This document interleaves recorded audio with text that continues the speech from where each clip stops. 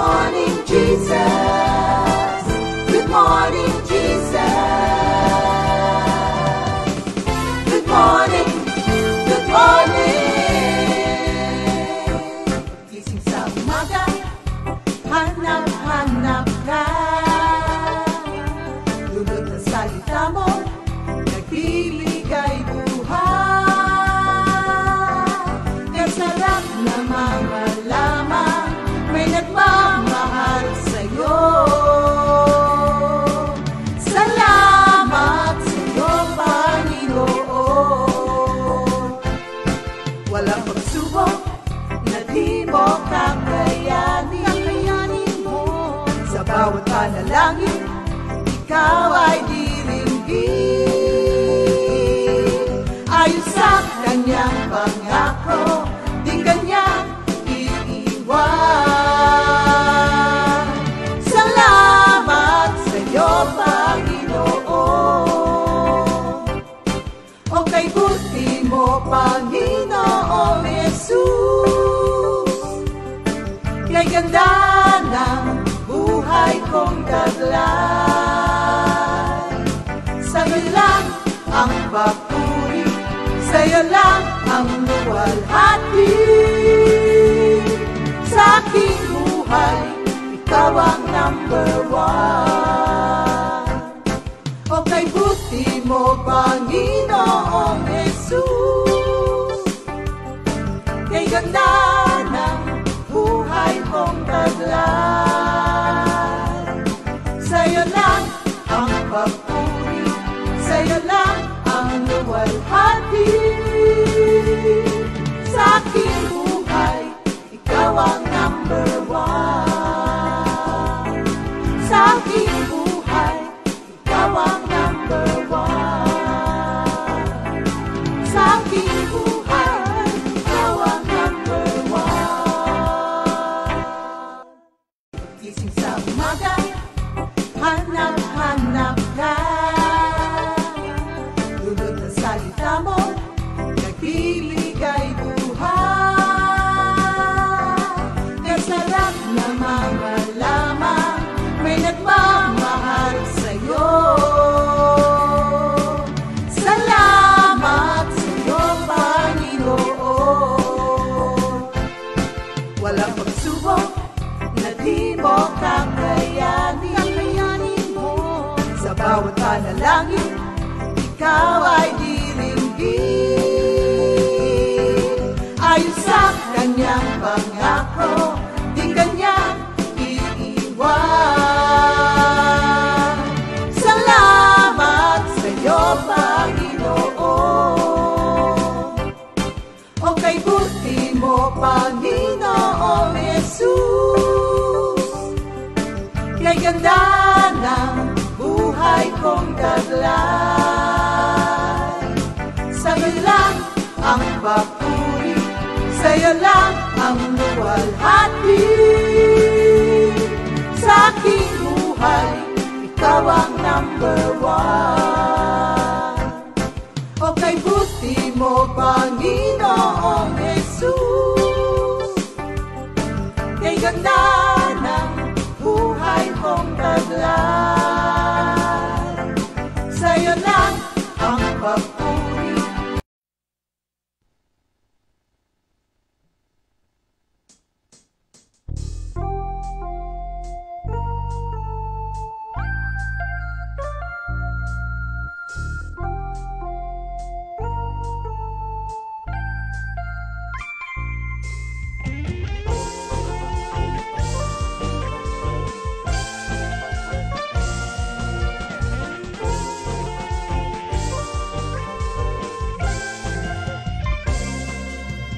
Mapalad ang tao na kay Yahweh ay may takot.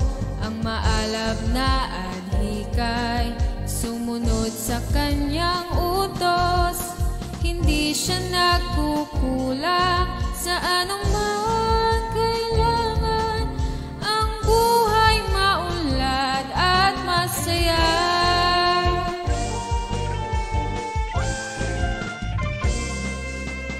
Mapalad ang tao na kay Yahweh ay maitakot. Ang maalab na adhikay sumunod sa kanyang utos.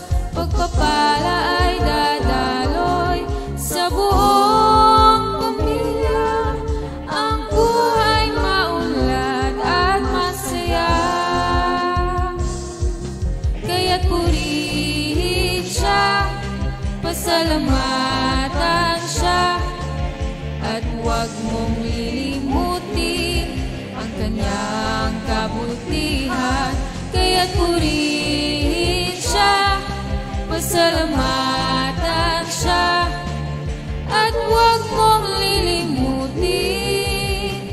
ang kanyang kabutihan.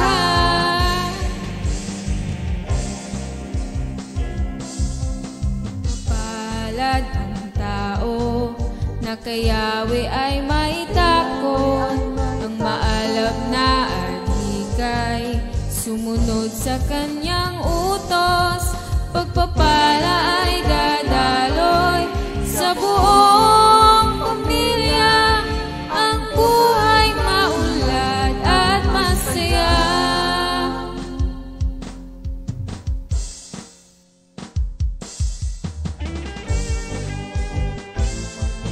Masaya, masaya, masaya.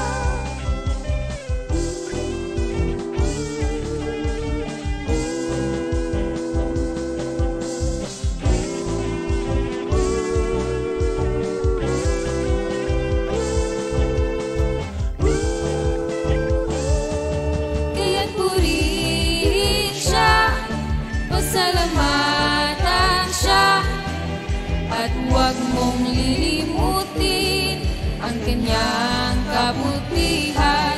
Kaya't purihin siya, pasalamatan siya, at huwag mong lilimutin. Kaya't purihin siya, pasalamatan siya, at huwag mong lilimutin ang kanyang kabutihan. Kaya't purihin siya, pasalamatan siya, at huwag mong lilimutin, at huwag mong lilimutin, at huwag mong lilimutin ang kanyang kabutihan.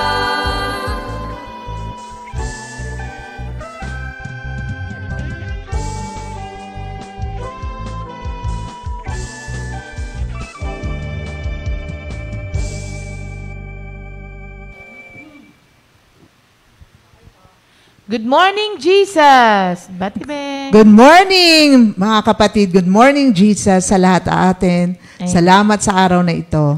Thank you, Lord. Yan, wag natin pong lilimutin na ang kabutihan ng Diyos para po araw-araw mapuno tayo ng pasasalamat sa Kanya. Thank you, Lord. Mananalangin po muna tayo, mga kapatid. Amen. Let's pray po. Thank you, Lord. Thank you, Jesus.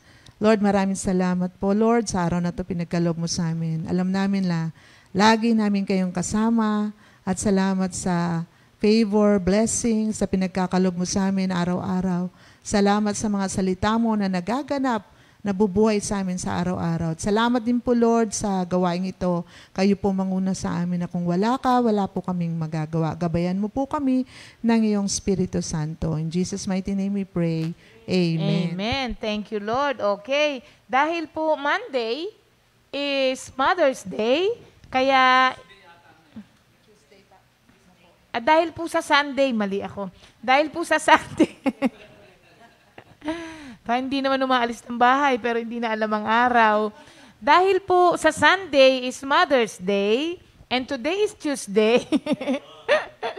Pag-uusapan po natin ang mga women sa Biblia na ginamit ng Panginoon. Alam niyo po, yung role of women in the church today is a very hot topic na hindi natin pag-uusapan. Mga kapatid, kasi marami pang sektor ng na medyo hindi magkasundo dyan if women should hold positions in the church.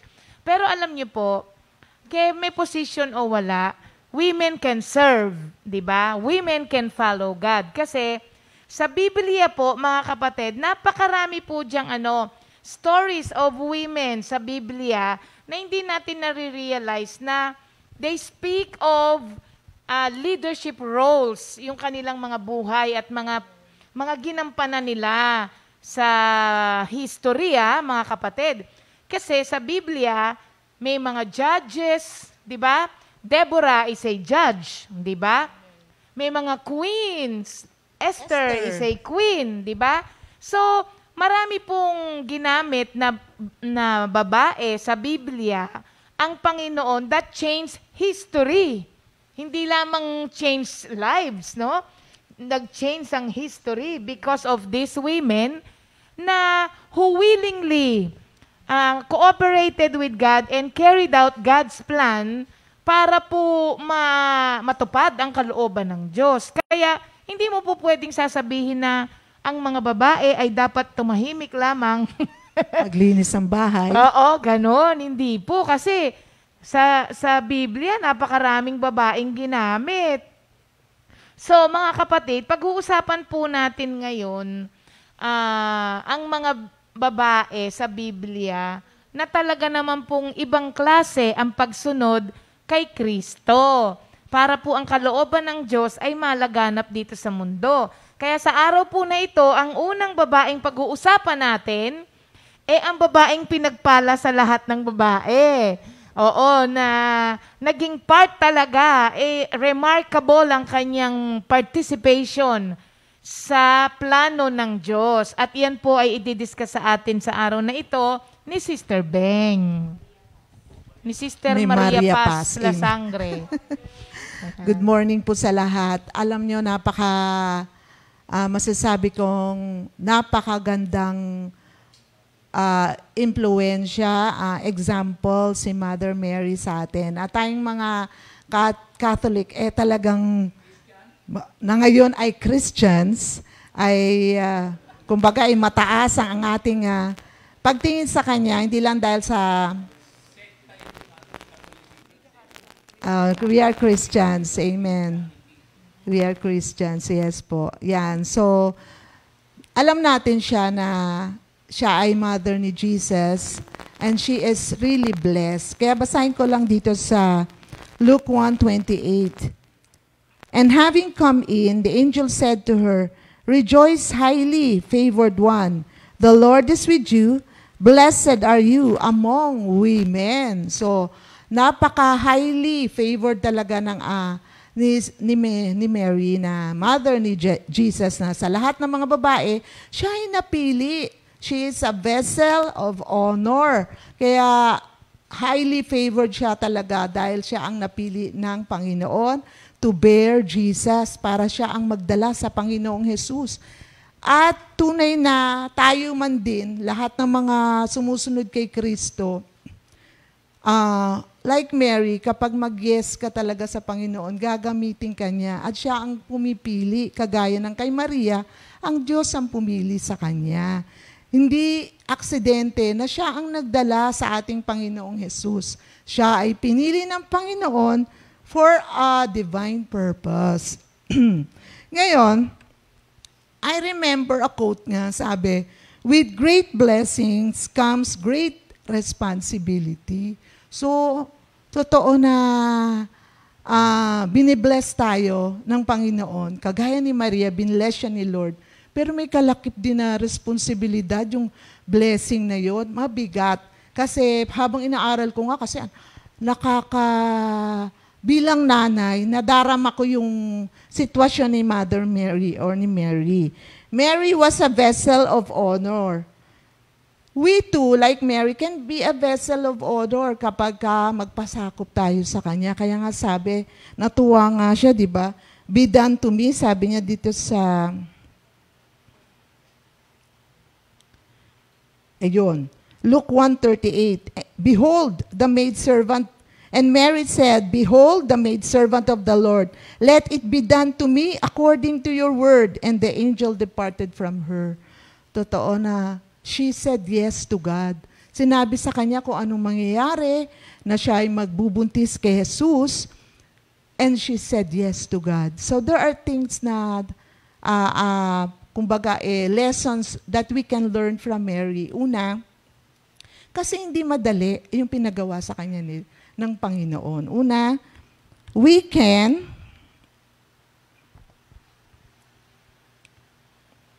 sandali, ayan. Despite her fears, she trusted God's word and His plan in her life. So, bakit po kaya siya nagkaroon ng takot? Nung sinabi sa kanya ng Angel Gabriel na siya ay magbubuntis, na ang magiging pangalan ay Jesus and He will be the Savior. So, paano siya nagkaroon ng takot? Kasi at that time, she was betrothed to Joseph. Alam niyo po yung betroth or engagement, it takes 1 year bago ikasal. So, siyempre, wala pong nangyayari sa kanila ni Joseph. She's a virgin. So, tas sasabihin sa kanya, magbubuntis siya. At that time, kapag ikaw ay nagbuntis, at kahit naman siguro ngayon, kapag nagbuntis at walang tatay, kahiya-hiya. At yun ay, natakot din siya sa mangyayari na magbubuntis siya. So, at tapos, kung matatanggap pa siya ni Joseph, di ba? Kasi hindi naman si Joseph ang tatay. She will bear a child by the workings of the Holy Spirit. So, pero may fear siya bilang tao. So dito, sabi nga dito, despite her fear, she trusted God's word and His plan in her life. Lahat ng sinabi na Angel Gabriel sa kanya, alam niya na may magandang mangyayari.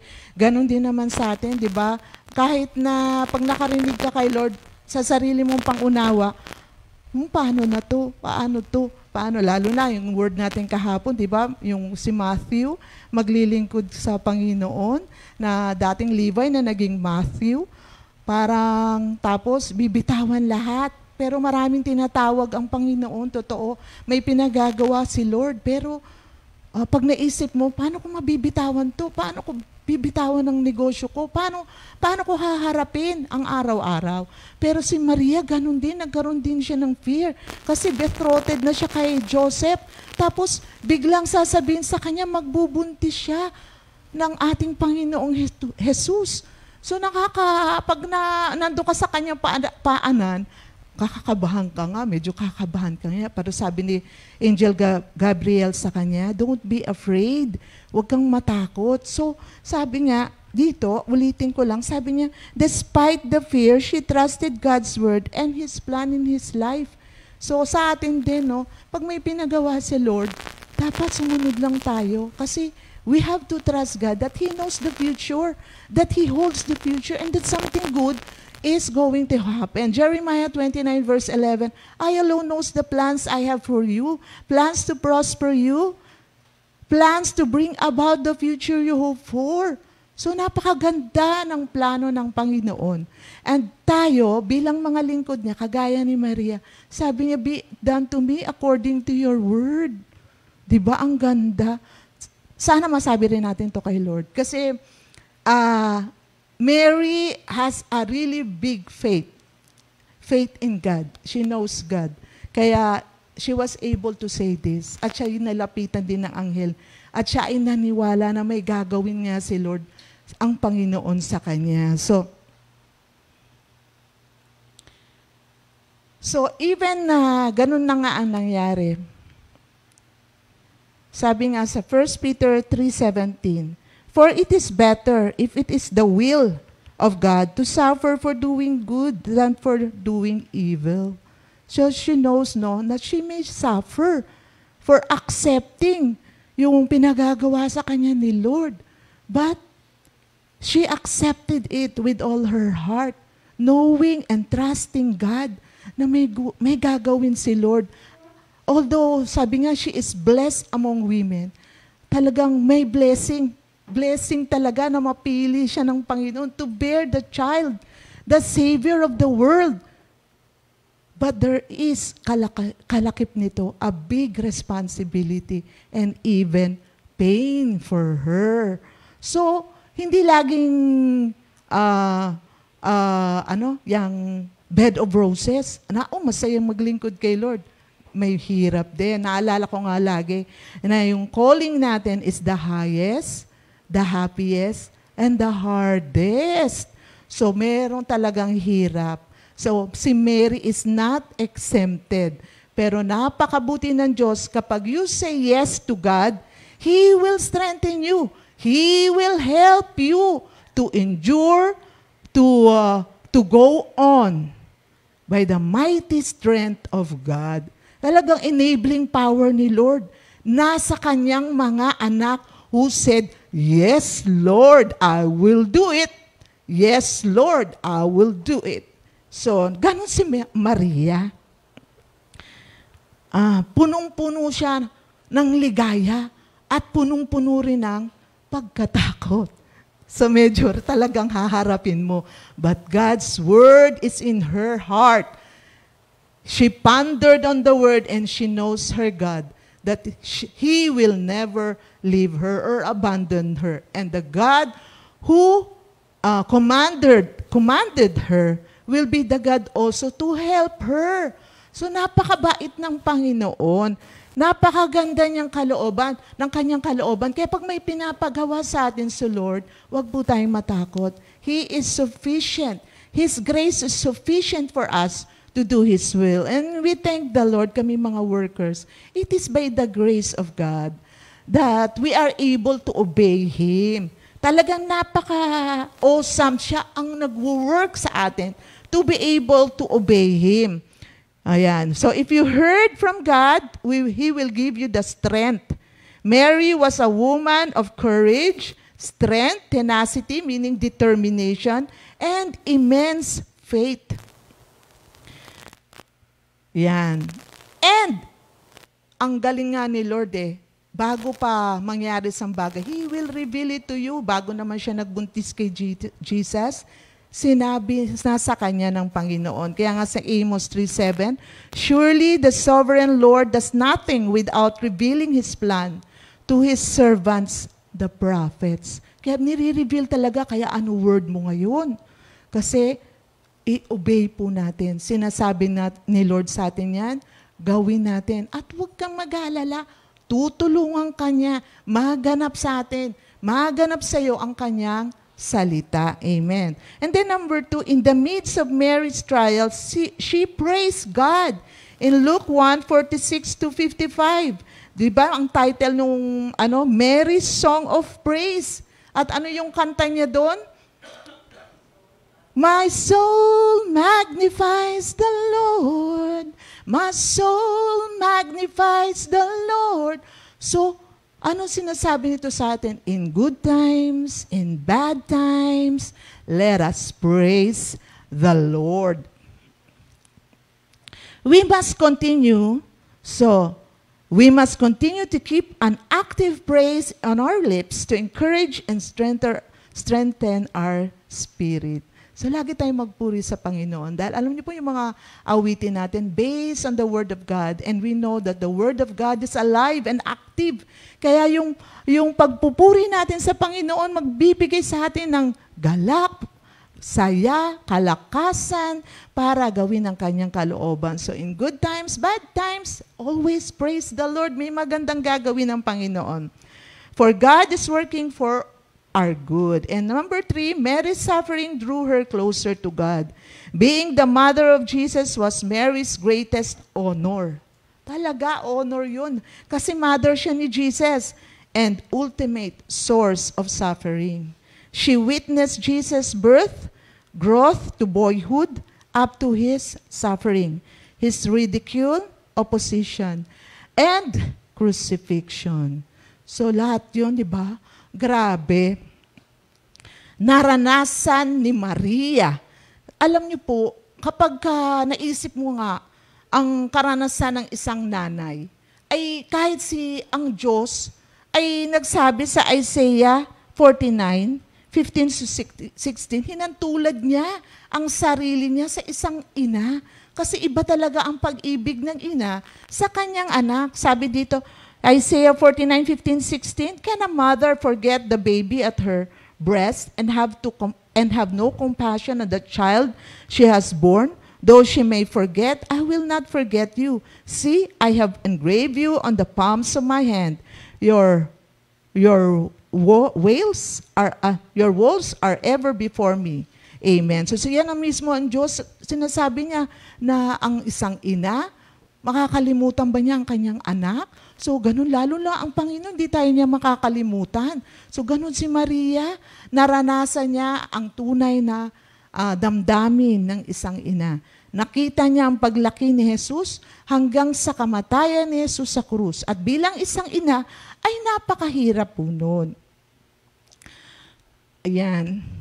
But she trusted God that something good may plano ang Diyos. Doon siya lagi sa ultimate plan of God na ang kanyang anak will be the Savior of the world. Pero tunay na mahirap bilang isang ina. Kasi syempre ako, katulad niya ni Maria, nanay din. Kapag naisip ko nga na kapag aalis si JJ ko, kapag aalis siya ng gabi at siya ay pupunta doon sa mga katrabaho niya, lalo na ngayon, pandemic, lagi po ako nagpe-pray. Pinagpe-pray ko siya, naingatan siya ni Lord, dukuban ng kanyang banal na dugo, ilayo sa sakit, sa mga salbahe, sa mga gumagawa ng mali, sa mga, kahit nung maliit pa siya, hanggang ngayon, pinagpe-pray ko yung mga bad influences, sa mga anak ko, ilayo sila. So, nangyayari yan sa puso ng isang ina.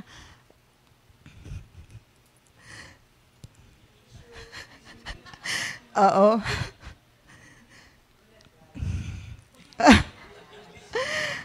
Oo. Thou shall not cry. Meron pong 11 commandments ako. Thou shall not cry yan. So talaga po, pagka naisip mo, yung damdamin ng isang ina, kasi naalala ko yung ibang nanay, kasi thank you Lord, hindi naman ako nahirapan sa mga anak ko. Hindi sila may konting problema, pero agad-agad dahil nga ang salita ng Diyos nasa puso din nila, dahil mula pa bata, nasa Word of God na sila, madali silang kausapin. Mapagalitan ko lang, malakan ko lang ng mata, matatakot na yung sa akin. Kahit sila nga natatakot sa mata ko eh. So, pag nalakihan, ang mga anak kasi, syempre gusto mapapabuti sila, maganda ang future nila. Lahat yan gusto mo, pero minsan may mga bagay hindi ka naman kontrolado. Like si Mary, di ba? Nung mamatay si Jesus, siguro ang hirap ng damdamin niya bilang nanay. Kasi naisip ko pa lang yung mga anak na nakakulong. Kung gaano sakit nun sa mga nanay nila. Kaya, thank you Lord, no? Na sa grace ni Lord na yung damdamin ng nanay, alam yun ni Lord eh. Alam ni Lord na hindi madali kasi nga, 9 na buwan mo dinala sa tiyan mo. Yung dugtong nyo, isa na lang. Yung dugo nyo, isa na din. Kaya, sobra yung, pag naiisip ko nga, yung pain ni Mary, ay, napakahirap ng dinaanan niya. Kaya naalala ko yung painting ni Michelangelo na La Pieta, na buhat-buhat ni Mary, si Jesus, na after crucifixion. Maaring hindi ganun ang nangyari, pero pinakita doon ang pag-ibig ng isang anak, ng isang ina sa kanyang anak. Kaya kahit nga salbahe man yung anak natin, sobra din minsan pag-ibig pa rin ang umiiral sa isang ina na hindi maunawaan ng marami. Minsan sabihin na natin, hindi nagtatrabaho, pwede naman magtrabaho. Pero sa isang ina, andun pa rin. Hindi nawawala ng pag-asa. Nagaganda ang buhay ng kanyang anak. Pero alam niyo po, si Maria ay tunay na ina. Siya ay tunay na ina. Naranasan ang lahat ng hirap bilang ina. Kaya naman, pinakikita din ng Diyos, ganun ang pag-ibig niya sa atin. Parang isang ina na hindi niya tayo makakalimutan, na mahal tayo ng Panginoon, na sa kabila ng lahat ng nangyayari, hindi niya tayo pababayaan. Ang mga pangako niya ay nasa atin. Thank you, Lord. At itong topic na ni Maria ay sa akin napunta dahil iyakin po ako. Thank you. Tapos po, sabi nga sa number 3, so Mary trusted God in the unknown. So sabi dito, Mary's suffering drew her closer to God. Lalo pa siyang naging close kay Lord kasi wala naman siya ibang tatawagan. Kundi ang Diyos lang, saan siya kukuha ng lakas? Sa Diyos din. Mahirap. Pero andun ang Panginoon na tumulong din sa kanya hanggang sa kamatayan ni Kristo. Siya ang nagbigay lakas kay Mary para maharap ang mga pagsubok ngayon. Mary, number 3, trusted God in the unknown. She did not lean on her own understanding with her limited perspective. Totoo. Tayo, limitado ang ating kaisipan. Pag sinabi ni Lord, dun lang tayo. Huwag na nating dagdagan. Paano Lord? Paano yan?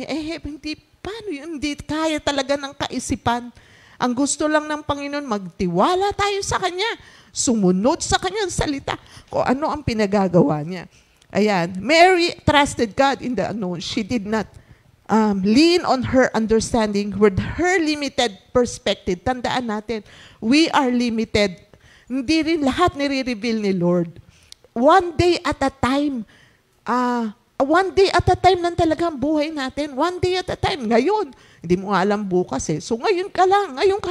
Yung grace ni Lord ngayon, ngayon lang. Yung grace ni Lord na makayanan mo, ngayon din yun. Huwag mo nang isipin ang bukas. Dahil ang Diyos ay naroon na rin bukas. At sa susunod pang mga panahon, ang grasya ng Diyos, sapat-sapat sa atin. Mary trusted God in the unknown. She did not lean on her understanding with her limited perspective. Trust God daily with limited information. With limited information and control, let us trust God. Amen. So talagang limitado tayo as humans. Hanggang dito lang nakikita natin. Hanggang dito lang din ang kakayanan natin. Pero ang Diyos, alam ang lahat, nakikita ang lahat, and He is all-powerful. He will do it. He will help us. He will guide us. He will strengthen us. Nothing is impossible with God. All we have to do is like Mary. Yes, Lord, I will do it. Yes, Lord, I will ponder on your word. Yes, Lord, I will follow you. Follow you, follow you. Amen. So let us all follow God. Yan. So Mary kept all these things and pondered them in her heart. Luke 2:19. So napakaganda po ng sandali lang po. ng lesson na maituturo sa atin ni Maria. Dahil sa marami sa atin mga ina na nag-aalala sa mga anak. Pagka tumatandang dalaga, sabihin natin, anak, kailan ka ba mag-aasawa? Kapag wala pang bahay, inaalala natin. Walang hanap buhay, inaalala natin. Marami tayong inaalala. Pero ano daw? Jerry, hindi mo inaalala? Ay, hindi masyado. Pero ang mga anak natin talaga ay, sabi nga, children are a blessing from the Lord. They are a gift from God. So dahil blessing sila, take it as His word. Hindi tayo dapat nag-aalala. May maganda rin layunin sa kanila ang Panginoon. Let God's will be done in their life. Like Jesus, di ba? May will si Lord sa kanya eh. May plano ng Panginoon sa kanya. Si Mary, kailangan lang tanggapin na yung plano ng Diyos. At salamat sa kanyang malaking impluensya sa atin lahat. Thank you, Lord. Amen. Thank you, Lord. Yung mga anak po natin, make them children of God. Para po hindi tayo masyadong nag-aalala. Kasi kung ganyan ang pag-aalala ng ina sa kanyang mga anak, pag ang mga anak mo, naging Diyos nila ang ating Diyos, yung pag-aalala mo sa kanila, mawawala. Why? Because they are under God's care already. Kaya nga nakakatuwa, laging sinasabi ng mga magulang na yung mga anak nila ay nadala nila kay Lord. nawawalan daw sila ng sakit ng ulo. Kasi po, pag baon-baon ng mga anak natin, ang salita ng Diyos, nakakalesen talaga yon sa pag-aalala. Although sabi nga ni Sister Beng, di mawala yun sa mga ina. Nakakatuwa po dito kay Mary kasi kadalasan, Beng, napagkakamalan natin na yung mga religious feelings ay devotion. Pero dito, pinakita po sa atin ni Mary that true devotion is about obedience. Kasi, ibang klase. Nanay siya, pero nasa kaisipan niya yon na siya ay ginamit lamang para ipanganak ang tagapagligtas. Pero at the same time, alam din niya sa kaisipan niya that yung anak niya is also her Lord. Kaya dun sa wedding in Cana, di ba, sabi niya, do whatever He tells you to do. So alam niya na kahit siya yung ina, alam pa rin niya na siya ay Diyos at siya ay tagasunod lamang. Pero dahil nga sa lumabas sa kanya, sabi nung, that is siguro yung na hindi ko ma-explain because I am not a mother. Pero lagi kong naririnig nga yun sa kanila. So, hindi po naging madali, tama si Sister Beng, ang buhay ni Mother Mary. But because of her pure faith kay Lord, na sinabi niyang, alam niyo, ilan po sa atin ang sumisimangot at nagrereklamo kapag ka na-twist na yung plano natin sa buhay natin. Marami, di ba? Hindi tayo maka-agree. Pero siya, nag-voice out naman din siya ng question niya kay Lord. Pero after that, sinabi na niya na, your will be done to me. Ma'am, akala niyo po, madali lang pong ituro yun na sabihin na, thy will be done. Pero pag ikaw na yung nandoon, lalong-lalo na kung yung path na nililid ka, yung path na hindi mo ine-expect na dadaanan mo, mahirap nang magsabi nung ganon, na thy will be done. Oo, pero siya, dinemonstrate niya rito the power of pure faith. Kung titignan mo, wala namang masyadong accomplishment sa Bible na kagaya ng mga ibang women Pero because of her obedience, nag-change ang history. Because ang pinaglilingkuran po nating Diyos, hindi lamang po basta yung legend or myth. It is a historical fact. And Mary is a big part. Meron siyang remarkable part doon sa pag-change ng history because of the birth of our Lord. Kaya, thank you Lord po dito sa pagtuturo ni Sister Beng. Sabi nung mga nanay, Beng, naiyak daw sila sa iyo kasi naalala nila yung mga nanay nila.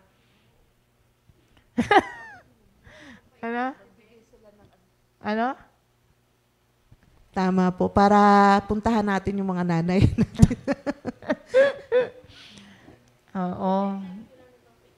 So, mga kapatid, ganyan po talaga si Beng. Opo. Like mother, like daughter po. Kaya madali po akong umiyak, kaya nga sa drama, madali kong mailabas yung iyak ko. Pasensya na kayo. Tapos po, siya ang gumaganap. Nanonood yung nanay. Umiiyak din yung nanay habang pinanonood yung anak na sinasaano yung buhay. Sabi namin, Mami, bakit ka umiiyak? Naalala ko kasi yung pagkakataon na yan. So, ganyan lang po talaga sila. Ayan. Pero matapang yung si Beng kahit iyakin. Opo. Kay Jerry. Palaban. Matapang siya kay Mr. Jerry. Okay. Thank you, Lord po, mga kapatid. At yan po, nakita po natin ang kayang gawin ng Diyos kahit kaninong tao. Maski sa mga babae. Huwag naman nating itsapuera yung mga babae sa church because they played a great role po sa plano ng Diyos, mga kapatid. At sa mga susunod na araw, makikita pa rin po natin kung sino-sino po ang mga babae. Actually, nakakatuwa kasi yung mga susunod, parang tandem ang ginagamit ni Lord. Opo. Oo, di ba, no? Tandem, kagaya ni Ruth at ni Naomi. Dalawang babae na may magkaibang karakter pero pinagsama ng Diyos. Grabe, Oo. Great faith meron ang mga women in the Bible na pag-uusapan natin. Thank you, Lord. Okay po, mga kapatid, sa araw po na ito, batiin naman natin ang ating mga may birthday.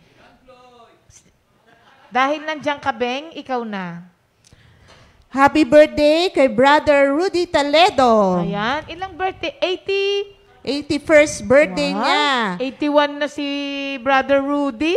Yes, Mr. po siya ni Sister Clement na ating manggagawa. Happy birthday po, Brother Rudy. Sister Jenny May, auditor. Oo. Tamayo Prayer Group, amen. Happy birthday. Sister Feli Madla, Padre Garcia. Sir Feli, happy birthday po. Yes. Sister Bea Lopez ng Paco. And Brother Fred Sebastian, brother husband ni Sister Carmen Sebastian. And Brother Floyd Aboyabor. Happy John birthday, Floyd. John Floyd. A birthday din ngayon ni Jeline Rubio. Happy happy birthday, birthday. Jeline, na anak ni Sister Joy at ni Brother Mon. Meron din tayong Belated. belated happy birthday. Sister Lucita Marquez and Sister Marina Angeles. Tomas. Kulang-kulang ka, Beng. Oo nga, malabo kasi. Okay. Pinagbuhatan Prayer Group. Happy birthday, Sister Lucita and Sister Marina. Meron pa, Beng? 55th. 55th wedding anniversary, Brother Peding and Sister Guring de Castro of La Ia Outreach. Si Happy Nanay anniversary. Guring. Oo. 55, no? Opo, ang haba. Thank you, Nalampasan nila yung Lord. gold. Samantalang yung iba, yun lang ang ano nila, goal nila, no? Gold Hanggang din. 50 nga lang eh. Pero ang lakas-lakas pa nung yung Nanay Guring. Opo, ang lakas Imagine mo, nga. naka 55th wedding anniversary, no? Kaya ka Praise pang itumba God. ni Nanay Guring, eh. Siguro maaga, no? Ilan taon na ba si Nanay Guring? Maaga. 70-something? 75. Tama Mga lang. ganyan, oo. Tama lang, ayan.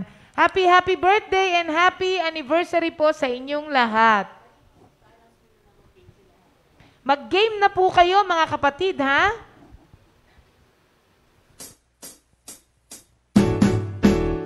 Happy, happy birthday. Happy birthday. Happy, happy birthday. Happy birthday. Happy birthday to you.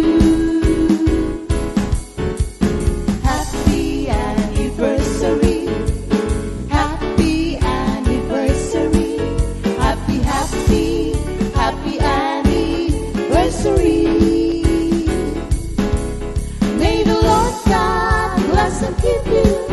May the Lord's light shine upon you. Happy, happy birthday to you.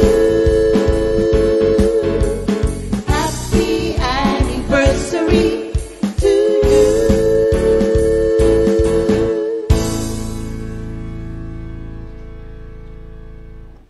Ayan, thank you, Lord. Enjoy your special day, mga kapatid. By the way po, paalala lang po, abangan po ninyo ang mga announcement ng kanya-kanyang munisipalidad ninyo para sa vaccination. Ano po, nung linggo raw po, marami ang nagpapasalamat at marami ang naliwanagan sa pagpapaliwanag ni Doc Mon. Yung kapatid ko nga sabi niya, dalawa kasi sa kapatid ko na parehong diabetic ang ayaw magpa-vaccine nung una. Sabi nila, magpapavaksin na ako. Nahiya naman ako dun sa sinabi ni Doc Mon. Sabi nung isa, bakit? Kasi sabi niya, hindi ba kayo naniniwala na ang kamay ng Diyos ang gumalaw kaya na gawa agad ang vaccine na ito? Sabi niya, nahiya ako dun. Sabi niya gano'n. Kasi yung isa, sabi niya, magpapavaksin na rin ako kasi ang galing magpaliwanag ni Doc. Pero ano po, pagpapasya pa rin po ng bawat isa yan. Nire-remind lang namin kayo, baka mamaya, you have the intention of getting the vaccine, tapos nalampasan. So, ano lang po, makipag-coordinate lang po kayo sa inyong mga barangay. Ayan. Thank you, Lord. O, Beng, ikaw na, Beng, ang tumawag sa mga worker natin. Praise God, sana wag ako. Yung iba, gusto nila sila na ikaw talaga, oh. Ayan na. Maripas na kalagay. Brother Leo. Ay, wala. Wala na sa kitchen. O, iba na lang. Balik natin yung kay Leo. Tata! Si Tata! Yay! Okay.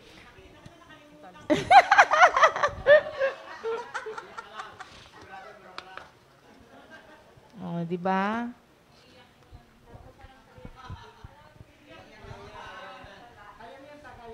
Yan. Eksakto ka sa Mother's Day eh. Oo nga, mga kapatid, 3 pa lang po ang nag-game na. Alam mo, napagod na yung iba. Oo, kasi hindi raw sila natatawag. Ganyan din minsan po eh, ang mga iniintay nating mga prayers. Sumusuko tayo agad. Remember, God has a perfect timing for everything. O, di ba ta? Kagaya ni Tata, may perfect timing. Yun na nga po eh. Imaginein po ninyo. Hello. Good Meron- morning mga kapatid. Hi Ate Beng. Kala ko patatawanin mo kami. Pero natawa rin. Thank you Lord. Ayun, ano na nga ba yung ano muna pala? 10 Commandments. Okay. Ulit.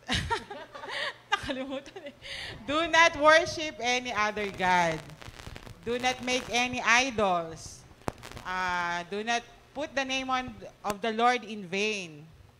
Keep the Sabbath holy.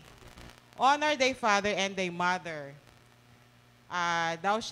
Do not kill, do not murder, do not commit adultery, do not steal, do not lie. Shortcut eh. Do not lie, at saka do not covet. Short eh. Shortcut ka talaga. Nagmamadali po siya dahil hindi siya pwedeng matagal nakatayo. Oo nga, ano ba yung ano ko? Memory verse. Memory verse. Saan ba yun? Psalms 91 verse 11 ba yun? Ewan ko sa'yo. Sa Lamentations na muna ako. Ano na? Psalm 119 verse 11. Thy words have I hidden in my heart that I may not sin against thee, O Lord. Tapos Lamentations 3:22-23. The steadfast love of the Lord never ceases, and His faithfulness will never end. Tapos, they are new every morning. New every morning. The steadfast love of the Lord never ceases. Shortcut nga, Jame. Ikaw talaga, oh. John 3:16 muna. For God so loved the world that He gave His only begotten Son, that whoever believes in Him shall not perish but have everlasting life. Sa Psalms, puro kanta yung minemorize ko kanina eh. Psalm 121 verse 1 and 2. Ano daw? I look to the mountains, where will my help come from? My help comes from the Lord who made heaven and the earth. Yung ano eh, surely goodness and love will follow me. Kanta na lang eh, no? Wala na yung verse. Psalm 23 verse 6. Surely goodness and love will follow me all the days of my life, and I will dwell in the house of the Lord. Doon na tayo sa favorite natin. Mark 5:34. And he said to her, Daughter, your faith made you well. Go in peace and free from your afflictions. Proverbs 3:5-6. Trust in the Lord with all your hearts and lean not on your own understanding. Tama ba? Tama. Lean not on your own understanding. Kantayin mo rin, ta. Trust in the Lord and do good. Live in the land and be safe. Ayun na. Tapos, yun na muna. Thank you, Lord. Memorize yung kanta. Dapat pala pag worker ang magre-recite, sasabihin natin, excluded na yung mga generic. Oo nga. Oo. Dapat naman yung wow, lalakas sa loob ko. Sige, Sa susunod si Maripas po. Hindi pa ako natatawag tari. sampulan mo siya ng hindi generic na memory verse. Ito lang. Romans 12:11. Oh. Work hard and do not be lazy. Serve the Lord with a heart full of devotion. Psalm 144, Wow. verse 15b. Happy is the man whose God is the Lord. O tama na, baka Tama mamaya na. mapilitan ako bigyan Mananalo kita na regalo. Kita tayon. Ayan. Thank you, Lord po. God bless. Ayan. Thank you, Lord. Lord, Sister Tata. Oh, di ba? Pinatigil ko na si Ben kasi hingan ako ng regalo ko, Tari, kasi nag-recite na siya. Oo, wag muna, okay? Hindi nadagdagan. Thank you for being consistent. Talagang hindi nadagdagan. Talaga naman itong mga kapatiran, oo. Pinaiyak lang kayo ni Bing, di na kayo nag-game. O, di ba? Memory verse natin for this week is in Matthew 16:24. Then Jesus said to his disciples, "If anyone desires to come after me, let him deny himself, take up his cross, and follow me." Yan. Sabi kasi nung iba, I will follow you wherever you may go. Pero pagka dumanas na ng ano, I will forget you. ayan, thank you Lord. Okay, dako na ngayon tayo sa mga nag-game na. Ito ay ang mga tatlong pinagpala ng Panginoon. Mabuti na lang kasama ang nanay ko. Amen. I proclaim blessings to these Amen. three people in Amen. Jesus' name. Amen. Yan, for being persistent, ano? Thank you, Lord. Sige, Jam.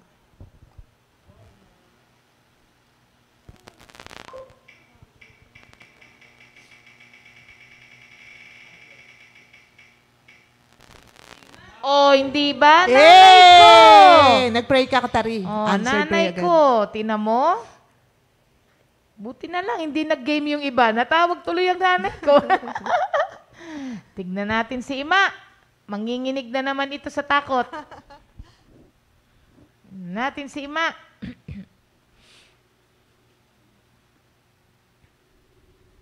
Ima. Pampanga kasi. Ima.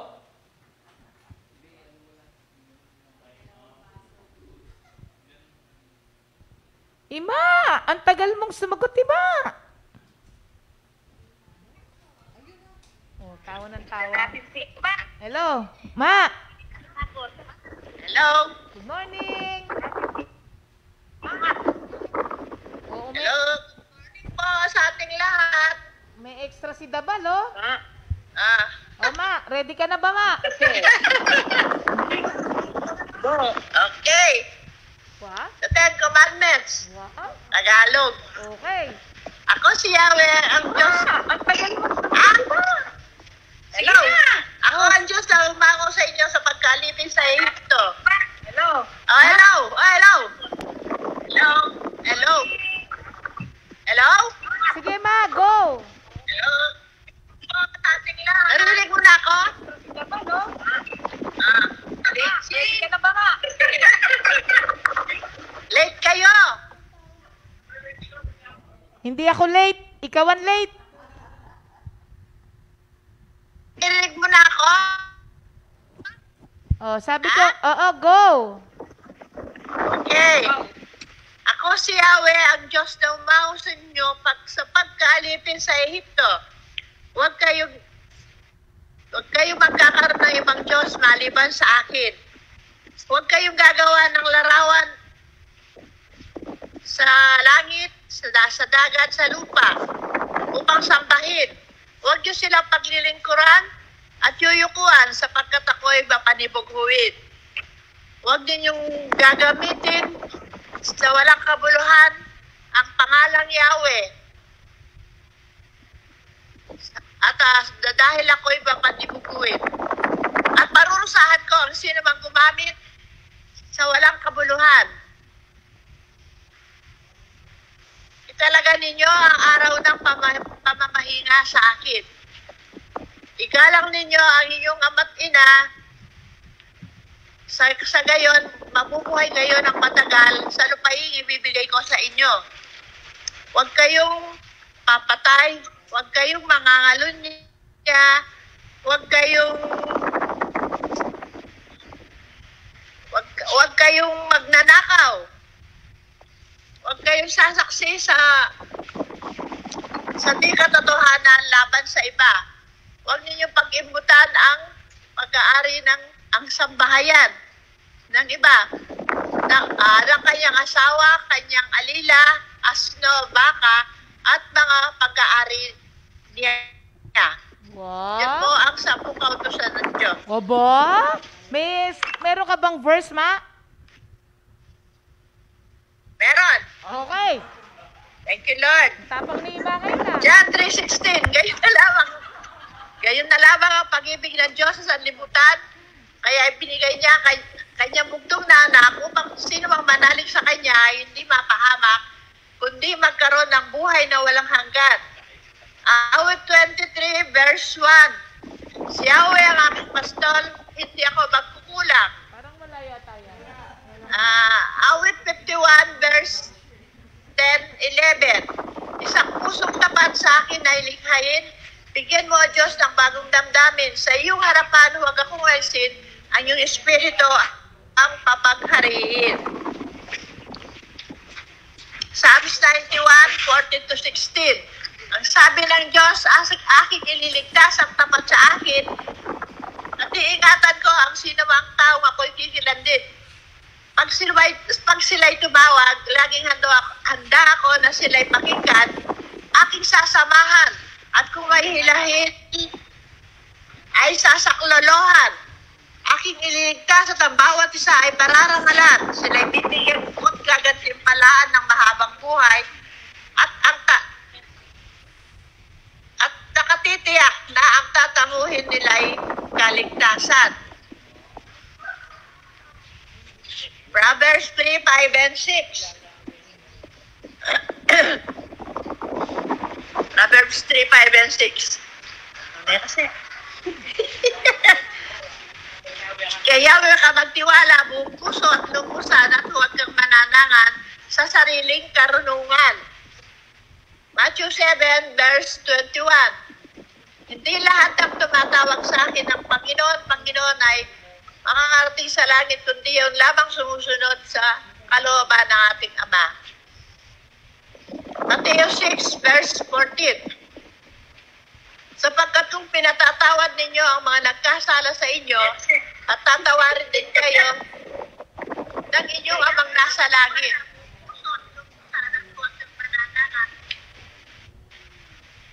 Ngunit kung pinatatawad ninyo ang mga nagkakasala sa inyo, at tatawarin din kayo ng inyong Amang nasa langit.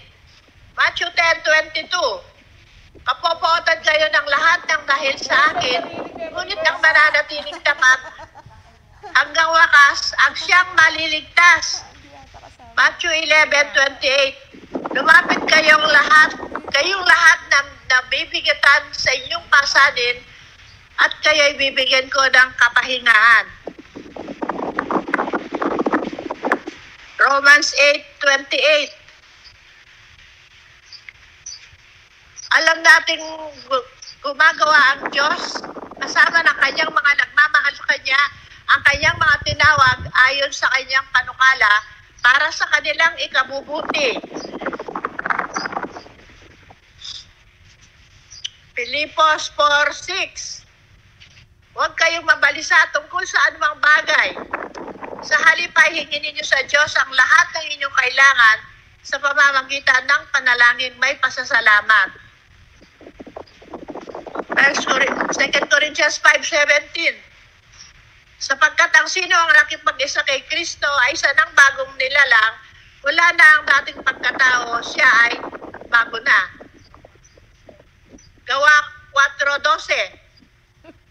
Kay Hesus Kristo lamang matatagpuan ang tunay na kaligtasan, sapagkat sa silong ng langit, ang kanyang pangalan lamang ang ibinigay ng Diyos para sa inyong kaligtasan.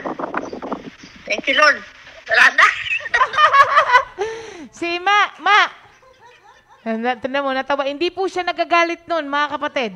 Ano lang kasi, mawawala siya sa kanyang focus pagka hindi ganun ang pagsalita niya. Kaya lang, Ima, may sarili kang memory verses.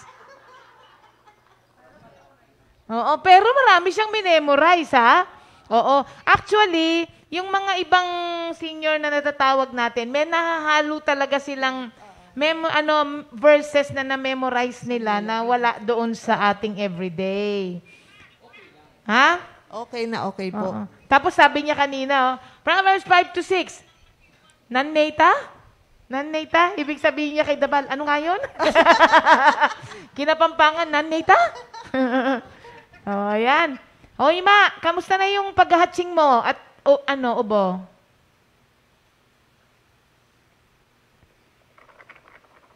Ima? Pawala na. Sabi ko sa iyo magaling ang anak mong doktora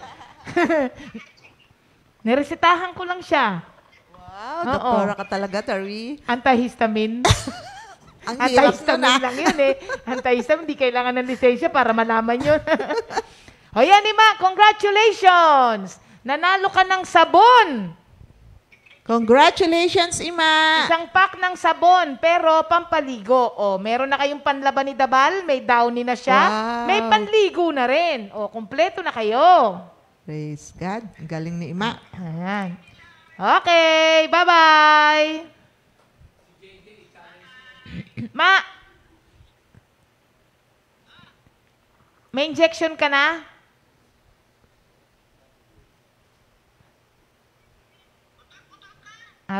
Putol-putol daw ako. Sige. Bye-bye. Sabi ni Winnie, ala, leko na, Ibig sabihin, wala na siya. Sabi. Wala na siya. Hindi, wala na. Pinatay ka na, sabi niya. Ayan. Yan po ang aking nanay. Hindi po siya galit. Parang ako din, hindi ako nagagalit. Ganyan lang po kami. Sabi nga ni Pastor, pag si Pastor, nagkita-kita kami, magkakapatid, nandun. Na-amaze siya sa amin. Galit daw lahat. Kasi sa mesa, Beb, ano yung Beb sinasabi mo? Sabay-sabay daw kaming nagsasalita, pero nagkakaintindihan kami lahat. Kumbaga, kausap kita ngayon, pero mamaya-maya, sasagutin ko yung sinabi ni Winnie. Alaki na, yung tenga na sakop ng Oo, tapos sabay-sabay grabe. kami. O yan. Isa pong ng mga Kapampangan ay para kaming mga German. Yung mga matitigas kaming magsalita. Ewan ko kung meron ng Kapampangan na na bibihira yung mga Kapampangang mahinhin no? Either sobrang hinhin daw, Si John kaya po, sobrang tapang. mahinhin, hindi po ba? Saan banda? Ayan. Si Mami Oo Net. nga, ayan. Thank you, Lord po. O, di ba sabi ni Jerlyn, ganyan po talaga mga Kapampangan. Kasi yung asawa ko parang galit din palagi. Tama, totoo yan. Kaya si Pastor minsan nagagalit din sa akin O, Ima, may shampoo ka din daw, sabi ni Sister Joy. Wow, Rubio, praise di ba? God. Shampoo din para kay Ima. Kasi naman, Ima, mukha ka pang hindi naligo. Kaya binigyan ka ng shampoo. Wow, si Ima may shampoo. Okay, thank you, Lord. Natutuwa ako kapag yung pamilya ko sumasali. Opo, ang saya nga po Oo, kasi 'di ba, nag-e-effort talaga sila, lalo na yung mga kapatid ko kapag sumali. Thank you, Lord. Ayan po mga kapatid, dako na tayo ngayon sa ating new song, Beng. Tawagin natin si ating new song of the week, si Brother Docmon, aawit ng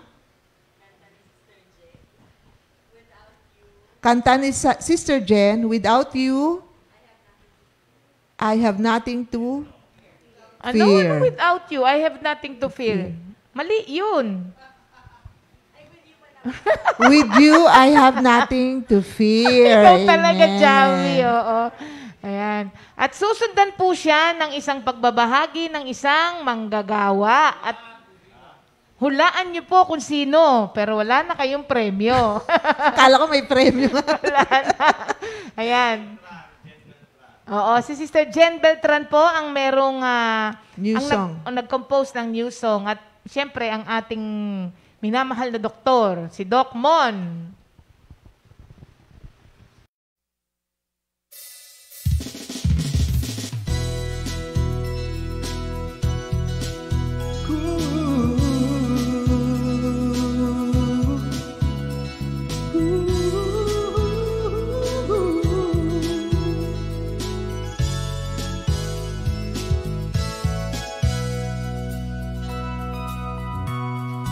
Trust in you, Lord, your power to heal, your love that moves mountains. With you I have nothing to fear. I trust in you, Lord, your power Your love that moves mountains. With you I have nothing to fear, for you are faithful, that's what you are. You never leave me, you're never too far. I trust in you, Lord, your power to heal, your love that moves mountains. With you I have nothing to fear. Ooh.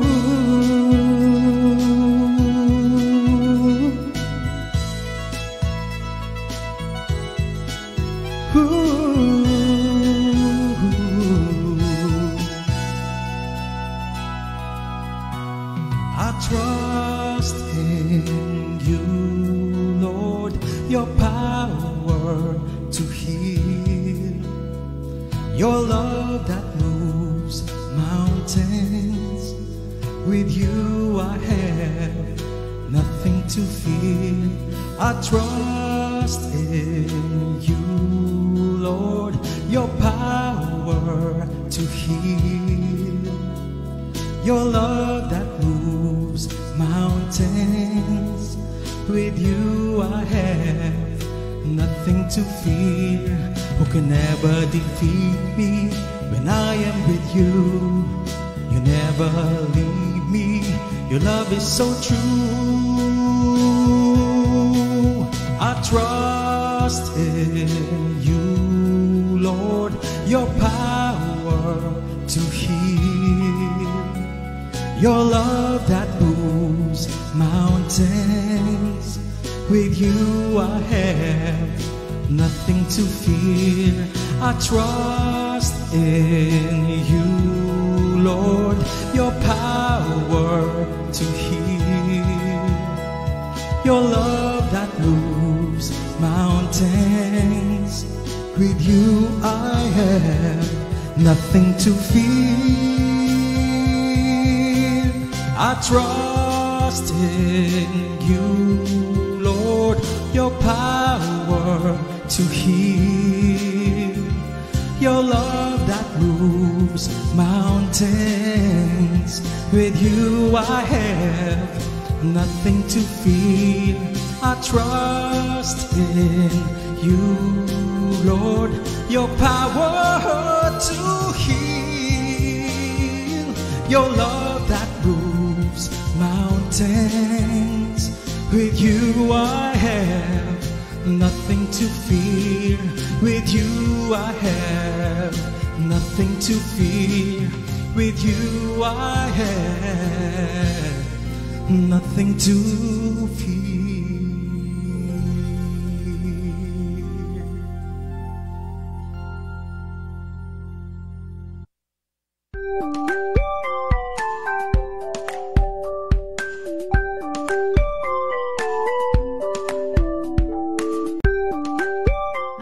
Good morning po. Kumusta po kayong lahat?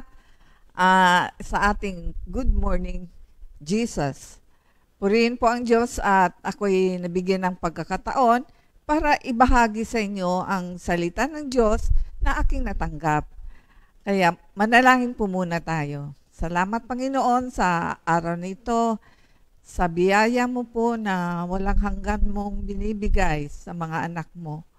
Lord, salamat sa pagkakataon na ako'y makabahagi ng inyong salita. Buhayin mo po ito sa aking puso at kaisipan at maging buhay din sa mga taong makakarinig. Salamat po Lord, in Jesus' name, Amen. Thank you Lord. Ang maibabahagi ko po ay dito sa 1 Corinthians, 1 Corinto 15. Mga kapatid, ngayon ipinaalala ko sa inyo ang magandang balitang ipinangangaral ko sa inyo. Yan ang magandang balita inyong tinanggap na naging saligan ng inyong pananampalataya. Maliligtas kayo sa pamamagitan nito kung matatag ninyong panghawakan ang salitang ipinangaral ko sa inyo, maliban na lamang kung walang kabuluhan ang inyong pananampalataya. Sapagkat ibinigay ko sa inyo bilang pinakamahalaga sa lahat na tinanggap ko rin, na si Kristo'y namatay dahil sa ating mga kasalanan. Tulad ng sinasabi sa kasulatan, inilibing siya at muling nabuhay sa ikatlong araw. Tulad din sa sinasabi sa kasulatan.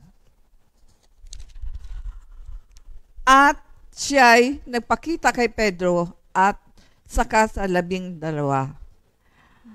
Sa kahuli-huli ay nagpakita rin siya sa akin, kahit na ako'y tulad ng isang batang ipinanganak ng wala sa panahon, sapagkat ako'y pinakahamak sa mga apostol na hindi nga ako karapat dapat tawaging isang apostol, sapagkat inuusig ko ang iglesia ng Diyos. Ngunit dahil sa kagandahang loob niya, ako'y naging isang apostol, ay hindi naman nawalan ng kabuluhan ang kaloob niyang ito sa akin. Katunayan, nagpagal ako, higit pa kaysa sinuman sa kanila.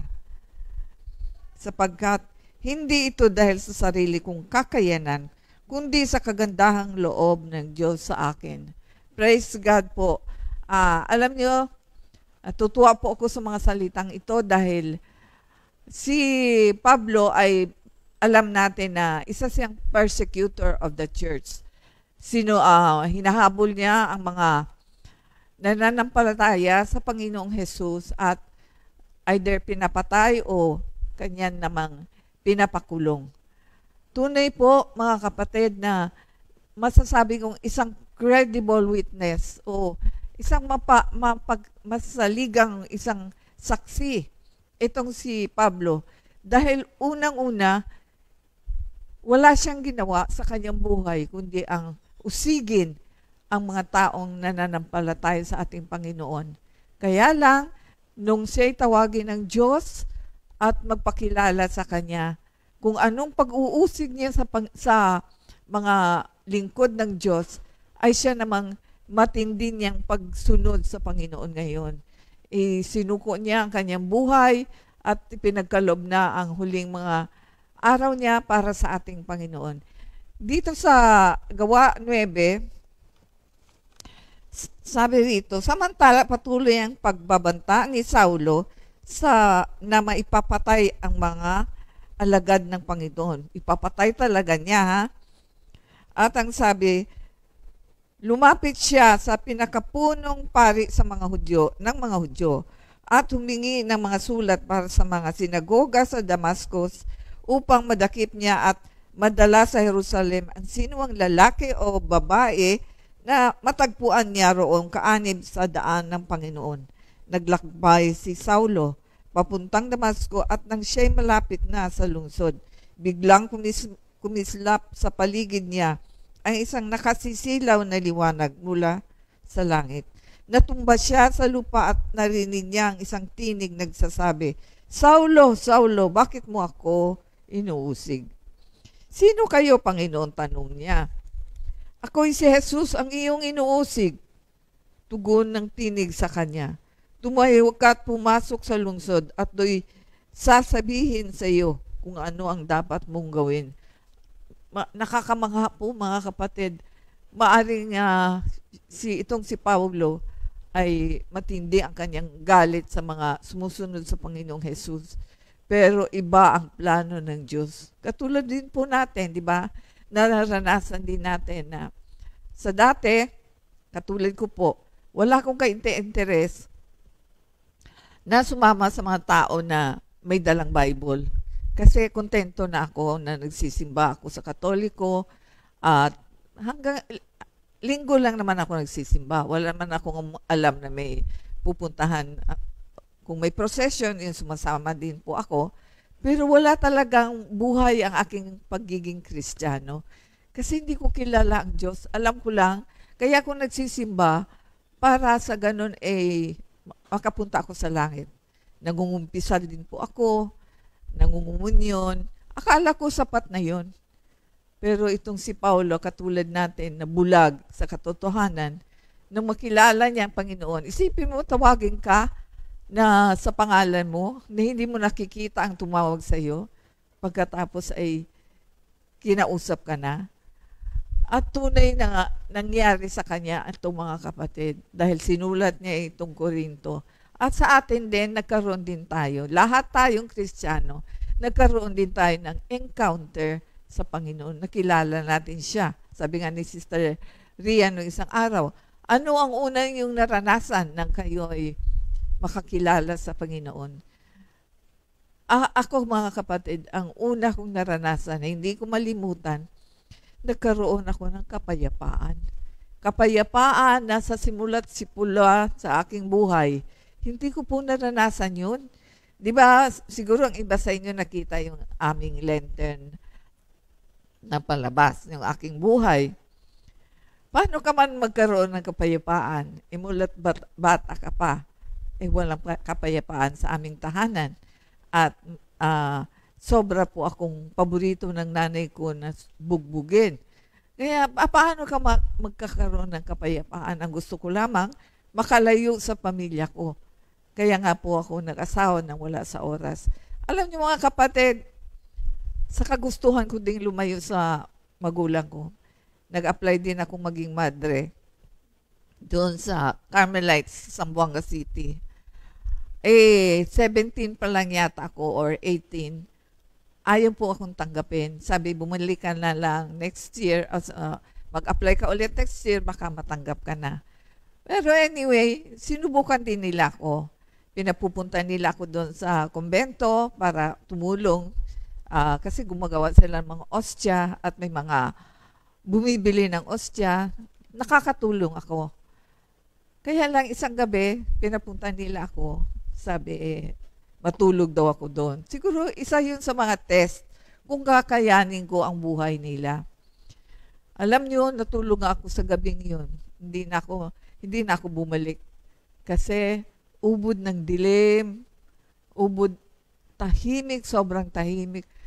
Sabi ko, hindi ko kaya ito. Kaya hindi na ako bumalik. Kaya tunay mga kapatid, may paraan ng Diyos. Yun nga, nakilala ko ang Panginoon at doon ko naranasan ang tunay na kapayapaan na hindi ko naranasan buong buhay ko. At natuto na akong umiti, sumaya sa aking, makita ko aking mga anak. Pinagpala pala ako, sabi ko, dahil may 4 akong anak na mahal ko. Doon ko lang naramdaman ang pagmamahal.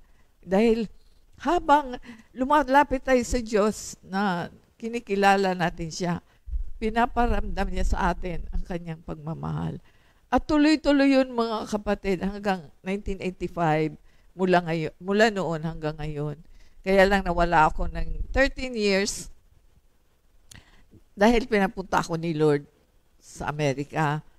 Pero ganun pa man, hindi ako bumitaw sa ating Panginoon kahit wala akong Word of God doon. Nagbabasa ako ng Bible, nakikinig ako sa mga radyo, sa TV, ng mga pagtuturo ng mga pastor. Hahanapin mo talaga ang Panginoon. At dahil may salita din ako ng Diyos na sinusunod ko dahil gusto ko na nga sanang mag-asawa. Dahil malungkot po nandun nakatira, wala ka man lang kasama, gusto mo mamasyal, wala ka namang mayayang mamasyal. Kaya parang gusto ko na mag-asawa. Nagpunta nga po ako sa parang munisipyo sa atin na tinanong ko kung paano mag-apply ng divorce. Sabi ganun, binigyan ako ng papel, you just pay this amount, like, mura lang, like $15.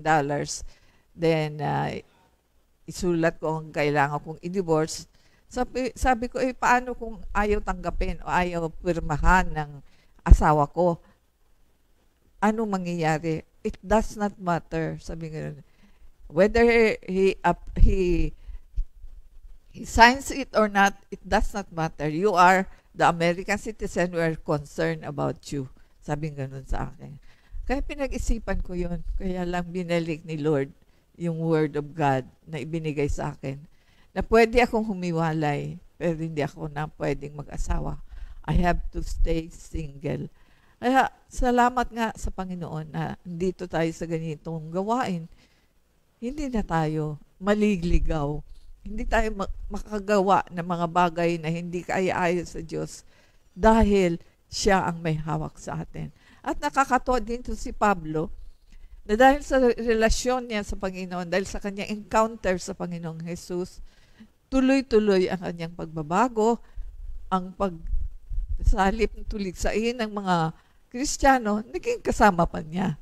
At nagpatuloy sa buhay na kalugod-lugod sa Panginoon. Nagdala siya ng mga salita ng Diyos saan man magpunta ka. Nandun ang kanyang paghihirap. Kung minsan, nandun na nakulong siya.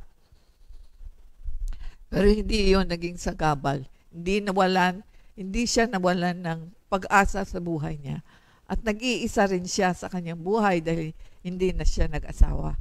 Kaya, purihin po ang Panginoon na itong si Pablo ay isang credible witness dahil isa siyang persecutor, then he turned to be tunay na naglilingkod sa Panginoon. Kaya purihin po ang Diyos ay naipahiwati ko sa inyo ang mga aking saloobin sa pamamagitan ng salitang ito ng Panginoong Jesus. Pagpatuloy po tayo dahil siya lamang po ang ating masasandalan. Ang sabi nga ng iba, ay pumunta ka, maging Kristiyano ka at magiging mayaman ka, marami kang pera. Hindi po totoo. Huwag po kayong manalig sa ganong mga salita na magiging mayaman ka, marami kang pera. Kasi sabi ng Panginoon, in this world, the world will make you suffer. But be brave. I have defeated the world. Ibigay natin sa Kanya kung ano mang alalahanin natin. He has defeated the world. Kaya anumang problema, kayang i-defeat ng Diyos yan at magiging matagumpay ang ating buhay. Hindi sa pagiging mayaman, kundi mayaman tayo sa pananampalataya. Kaya thank you, Lord, at purihin ang Diyos at ito lang po ang may sasabi ko. At manalangin po tayo. Lord, salamat po. Tinulungan mo po ako masabi ko ang lahat ng bagay na gusto kong iparating sa mga kapatiran. Purihin ka, Panginoon, dahil sa inyo lang ako maasa. Kaya thank you, Lord. At walang hanggang pasasalamat ko sa inyo. In Jesus' name, Amen. 2 Timothy 2:2.